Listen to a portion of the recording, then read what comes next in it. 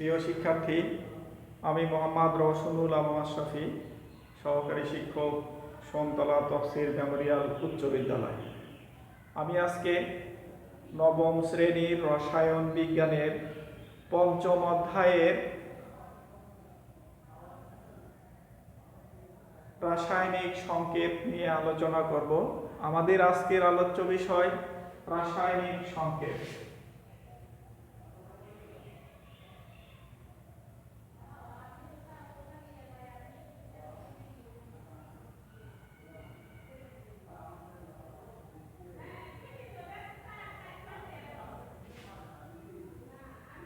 রাসায়নিক সংকেত, এই রাসায়নিক সংকেত কি বা সংকেত কি, এটা কিভাবে লিখতে হয়, এটা নিয়ে আমাদের আজকের আলোচনা।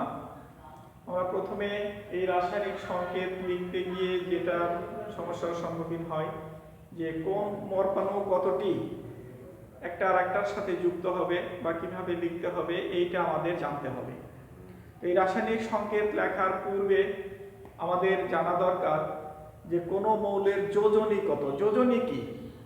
যোজনী হলো একটা মৌলের পরমাণুর সাথে অপর একটা মৌলের পরমাণুর যুক্ত হওয়ার ক্ষমতা বা সামর্থ্য। যেমন আমরা যদি সোডিয়াম ক্লোরাইড দেখি, এখানে সোডিয়াম পরমাণুটা একটা ক্লোরিন পরমাণুর সাথে যুক্ত হয়ে সোডিয়াম ক্লোরাইড গঠন করেছে। অর্থাৎ আমরা সোডিয়াম এবং হাইড্রোজেনকে যদি একক ধরি যে একটা হাইড্রোজেন পরমাণু কতটা পরমাণুর সাথে যুক্ত হতে পারে এবং কতটা পরমাণু বিতাড়িত করতে পারে, তার দ্বারা আমরা এই যোজনীটা নির্ধারণ করব। তো এই যৌগের যোজনীগুলো আমাদের জানা দরকার। যদি যোজনীগুলো আমরা জানি তাহলে আমরা এই সংকেতটা লিখতে পারবো। আরেকটা বিষয় আমাদের জানা দরকার যে একটা পরমাণুতে, একটা মৌলের অণুতে কয়টা পরমাণু আছে, অর্থাৎ একটা অণুতে কয়টা পরমাণু আছে। যেমন আমরা যদি দেখি মৌলিক গ্যাসের ক্ষেত্রে যে সকল মৌলিক গ্যাস সমূহ দ্বিপরমাণু, যেমন অক্সিজেন এর দুইটা পরমাণু আছে, হাইড্রোজেন এর দুইটা পরমাণু আছে, নাইট্রোজেন এর দুইটা পরমাণু আছে, অর্থাৎ একটা অণুতে দুইটা পরমাণু আছে। অনুরূপভাবে আমরা যদি বলি সালফার এর একটা অণুতে একটা পরমাণু আছে, ওজোন এর একটা অণুতে তিনটা পরমাণু আছে, ফসফরাস এর একটা অণুতে চারটা পরমাণু আছে। তাহলে নিয়ম 1, প্রথমেই আমরা চলে আসি যে নিয়ম 1 নিয়ম, অর্থাৎ কোন মৌলের সংকেত আমরা কিভাবে লিখব। নিয়ম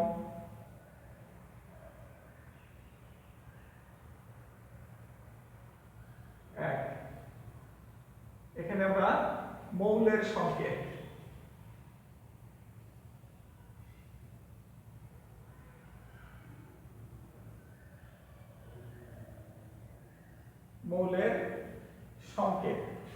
অর্থাৎ কোনো একটি মৌল কয়টি পরমাণু দ্বারা গঠিত, সেই পরমাণুগুলো সংখ্যা যদি ওই মৌলের ডানে নিচে ছোট করে লিখি তাহলে ওই মৌলের সংকেত লেখা হবে।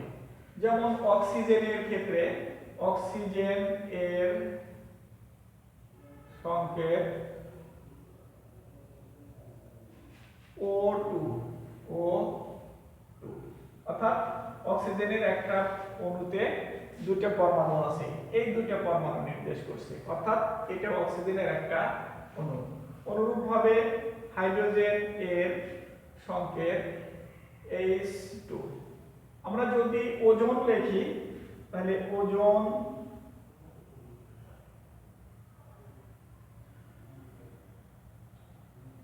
ওজোনের সংকেত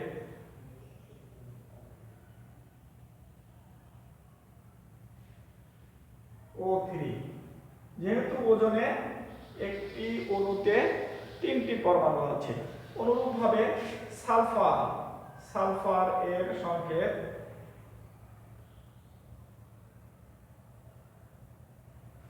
S8 অর্থাৎ সালফারের একটা অণুতে 8টি পরমাণু আছে।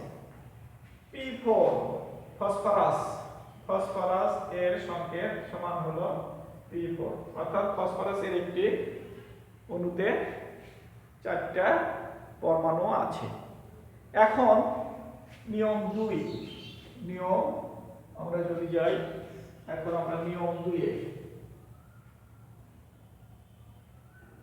যৌগের সংকেত।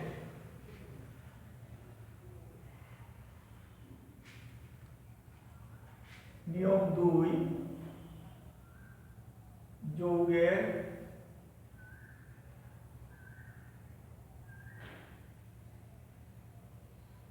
সংকেত। এখানে যৌগ গঠন, যদি যেহেতু আমরা যৌগের কথাটা বলেছি, আমাদের মূল বিষয় হলো যৌগ। এই যৌগ, যেহেতু যৌগ এখানে আমরা বলেছি, কাজে যৌগ গঠন করতে গেলে অবশ্যই কমপক্ষে 2টা মৌল থাকতে হবে। এখন কিভাবে আমরা লিখব যে যৌগ গঠনের সময় মৌলসমূহ তাদের যোজনী বিনিময় করে যৌগ গঠন করে। আবারও বলছি প্রিয় শিক্ষার্থীরা, খুব মনোযোগ দিয়ে শুনবে এটা, যে যৌগ সংকেত যখন লিখব তখন ওই যৌগের সংকেতটা লিখতে হবে, অর্থাৎ যৌগ কি কি পরমাণু দ্বারা গঠিত, সেই পরমাণুগুলোর যোজনী পরস্পরের সাথে বিনিময় করে যৌগ গঠিত হয়। যেমন এখানে আমরা যদি পানির কথা উল্লেখ করি, পানি, পানি এখানে আমরা লিখেছি H2O। এখানে পানি মূলত হাইড্রোজেন এবং অক্সিজেন, অর্থাৎ হাইড্রোজেন এবং অক্সিজেন এই দুটি পরমাণু দ্বারা পানি গঠিত হয়েছে। এখানে পানিতে এখানে দেখা যাচ্ছে যে হাইড্রোজেনের কাছে 2 এবং অক্সিজেনের কাছে 1 লেখা আছে। অর্থাৎ এটার নিয়ম হলো যে এখানে হাইড্রোজেনের যোজনী, হাইড্রোজেন যোজনী 1, অক্সিজেনের যোজনী 2। তো এরা কি করবে? যোজনী বিনিময় করবে। হাইড্রোজেনের যোজনী অক্সিজেনকে এবং অক্সিজেনের যোজনী হাইড্রোজেনকে দিয়ে এরা যৌগ গঠন করবে। এখন আমরা এটাকে লিখতে পারি, যেহেতু এখানে 1 আছে, যোজনী 1 লেখার কোনো প্রয়োজন নাই, H2O আমরা লিখি। অনুরূপভাবে সোডিয়াম ক্লোরাইড আমি প্রথমেই লিখেছিলাম NaCl। এখানে ক্লোরিনের যোজনী 1, এটা একে দিয়ে দিছে, এবং হাইড্রোজেনের যোজনী, সোডিয়ামের যোজনী 1, এটা একে দিয়ে দিবে। সুতরাং এই সোডিয়াম ক্লোরাইড লেখার সময় আমরা সরাসরি NaCl লিখব, এখানে 1 আর লেখার প্রয়োজন নাই। আমরা এভাবে যোজনী বিনিময় করে যৌগ গঠন অর্থাৎ সংকেতটা নির্ধারণ করতে পারি। এভাবে আমরা যৌগের সংকেত বা রাসায়নিক সংকেত আমরা লিখব। এরপরে আমরা আসি নিয়ম 3। নিয়ম 3 যৌগের সংকেতের ক্ষেত্রে আমরা ধরি যে কোনো যৌগের যদি একই রকমের সংকেত হয়, যেমন কার্বনের যোজনী 4, অক্সিজেনের যোজনী 2, তাহলে কার্বন ডাই অক্সাইডের সংকেত যদি আমরা লিখি, কার্বন ডাই অক্সাইড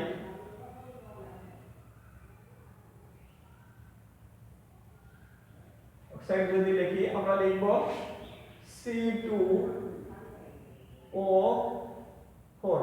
যেহেতু আমরা প্রথমেই বলেছি যে যোজনী বিনিময় করবে, সুতরাং এখানে এরা যোজনী বিনিময় করবে।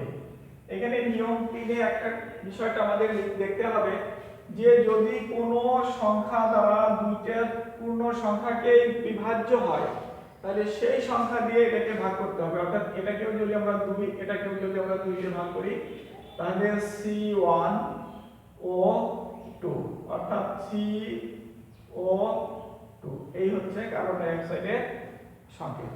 যদি বিভাজ্য না হয় তাহলে সরাসরি সেটা বসে যাবে। এরপরে আরেকটা আমরা নিয়ম জানি, নিয়ম 4।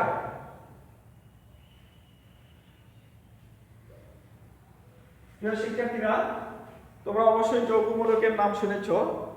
যৌগমূলক হলো দুই বা ততোধিক পরমাণুগুচ্ছ যা যুক্ত হয়ে একটি মৌলের ন্যায় আচরণ করে। যেমন সালফিউরিক অ্যাসিড, এখানে সালফিউরিক অ্যাসিড H2SO4। এখানে আমাদের দুটো বিষয় জানতে হবে, একটা হলো ধনাত্মক অংশ হাইড্রোজেন আর একটা হলো ঋণাত্মক অংশ সালফেট।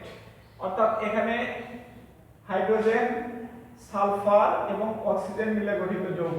এই সালফার এবং অক্সিজেন মিলে সালফেট তৈরি করেছে SO4, যা যৌগমূলক এবং এর যোজনী হলো 2 এবং হাইড্রোজেনের যোজনী 1। আমরা এই ক্ষেত্রে কি করব, যে এই সালফিউরিক অ্যাসিড লেখার সময় H2SO4 আমরা যেহেতু এটা একটা পরমাণু উপরে আচরণ করেছে, সুতরাং আমরা এখানে 1 দিয়ে দেব। যেহেতু 1 লেখার কোনো প্রয়োজন নাই, সুতরাং আমরা সালফিউরিক অ্যাসিডের সংকেত H2SO4 এভাবে লিখলে সমস্যা হবে না। এভাবে আমরা সংকেত লিখব। আমরা আরো একটু যাই, যেমন ম্যাগনেসিয়াম সালফেট। আমরা যদি ম্যাগনেসিয়াম সালফেট লিখতে চাই অথবা ম্যাগনেসিয়াম কার্বনেট MgCO3, এখানে কার্বনেট 2, এখানেও 2। তাহলে ম্যাগনেসিয়ামের যোজনী 2 এখানে দিয়েছে, কার্বনেট কি দিয়েছে এবং কার্বনেটের যোজনী 2, এটা ম্যাগনেসিয়াম দিয়েছে। সুতরাং ম্যাগনেসিয়াম কার্বনেটের যোজনী আমরা এইভাবে লিখলে আমাদের আর কোনো সমস্যা হবে না। এরপরে এছাড়াও যদি আমাদের ভিন্ন রকমের যোজনী থাকে, যে একটা যোজনী 2 আর একটা যোজনী 3, সেক্ষেত্রে আমরা অবশ্যই এই ব্র্যাকেট দিয়ে কথা সংকেতগুলো লিখতে হবে।